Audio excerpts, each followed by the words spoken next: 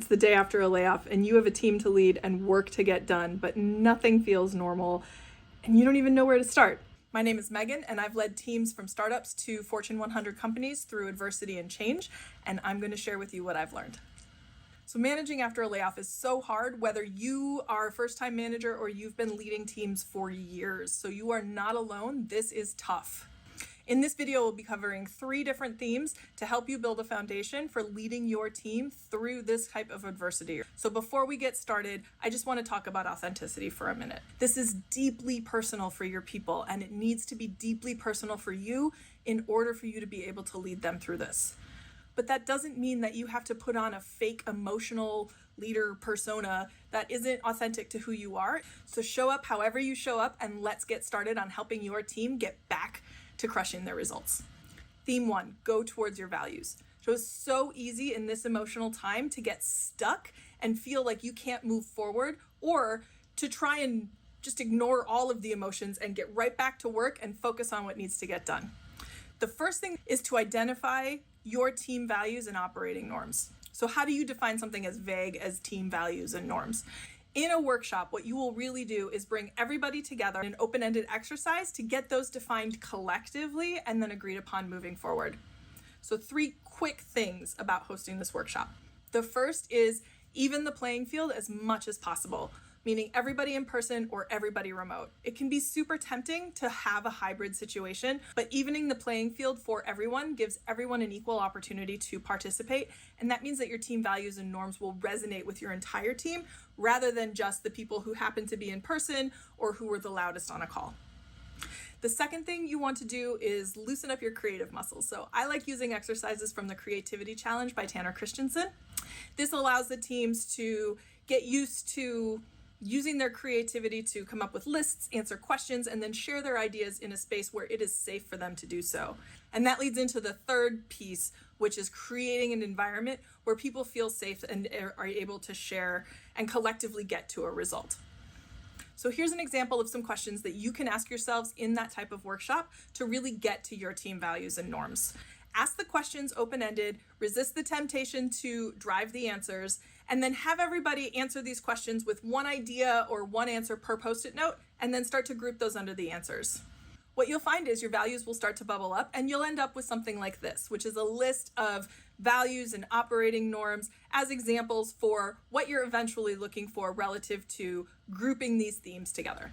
I highly encourage you to resist the temptation to do this offline, to send your team some examples or some ideas, and then have everybody work asynchronously. The power of this is in people coming together and working as a team to feel like they are part of a unit, and that power is in the process, not in the output. So these values can provide a roadmap for what you can do as a manager in order to really lead your team through this. So for example, if one of your team values is transparency and authenticity, you can host Ask Me Anything sessions where you invite your team to show up and ask the hard questions, and you really show vulnerability and authenticity by answering as best you can. And that can include, I can't tell you that. I know, but I can't share that. I'm unable to share that information right now. But please know that I understand where you're coming from and that I am working as best as I can from behind the scenes to move us forward in a direction that's going to be good for the team. Those types of answers, while not actually answering the question, show your team that you understand where they're coming from, that you are feeling some of those same emotions, and that you're doing your best to move the team forward even when they can't see every single step that you're taking. Another option is if your team has really identified collaboration and teamwork as a team value or as a team norm, you can bring them together more often. And that can be in team meetings where you prioritize open-ended Q&A at the end, or team prioritization sessions so that everyone feels that they can work together to come up with what's going to be above and below the line for them. Regardless of what your specific values are, once you have them identified, they will show you what specific actions you can take to really empower your team and help move them through this time. Theme 2, show up and serve. Jay Shetty said, in times of uncertainty, don't reach for certainty, reach for service. I love this, and for a couple of reasons.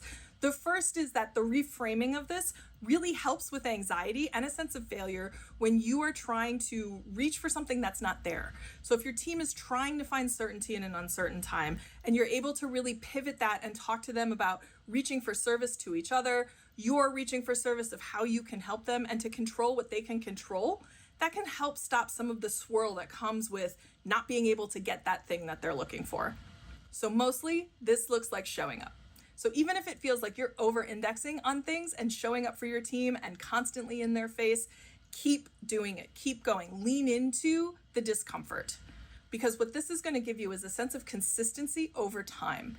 You're not going to find the output of one specific meeting is the aha moment for your team that solves everything for them.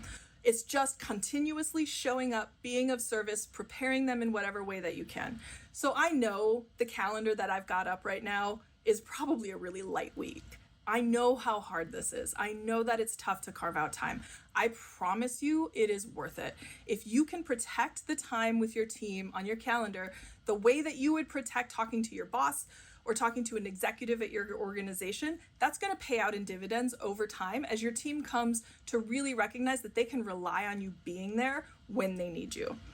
And that can look like a ton of different things. Some examples might be if your team is distributed, hosting open office hours on Zoom with a waiting room. Even if no one shows up, it's an opportunity for you to have some quiet time to work. And if somebody does show up, you can answer their questions, you can be there for them, you can make it easy for them to get to you without feeling like they're a burden on you. This can also look like just making sure you're showing up to your one-on-ones, never canceling, probably rescheduling from time to time, but never just not showing up. No matter what the actual tactic looks like, what this really is an opportunity for your team to ask you questions and share their feelings. And that is a huge form of trust. And so you need to honor that trust by just acknowledging what they're going through, talking about what you're going through, being a little vulnerable, and answering their questions as transparently as you possibly can. Theme 3 is prioritize and communicate. So there's going to be so much work after a layoff. It's just going to continue. You're going to have the same goals ahead of you and the same results expected of you, potentially with less people on your team and definitely with less people in your organization.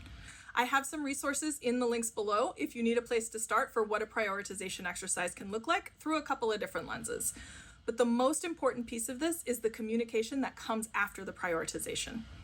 A lot of times it can feel like a big black box to the people who are contributing to this on your team. Making sure they can see that their time was well spent and that you're using their work to communicate up and out about what they won't be doing is another way of showing how you're holding the line and making sure that the work that they can get done is being honored by the organization.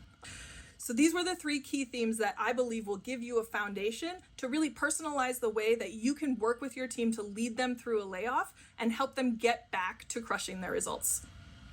But before I go, I want to talk about a bonus theme, which is providing support. Make sure that your team is well aware of all of the support tools and mechanisms that they have available to them through your company. So that can be employee assistance programs, it can be skip level meetings, it can be paid time off. Whatever those tools are, make sure that you are giving your team the space and the grace and the expectations that they take what they need in order to come back to work healthy and ready to absolutely crush it. So after a layoff, if you lead with values, service, and communication, you will have a foundation in order to get yourself and your team through this and back to achieving great results.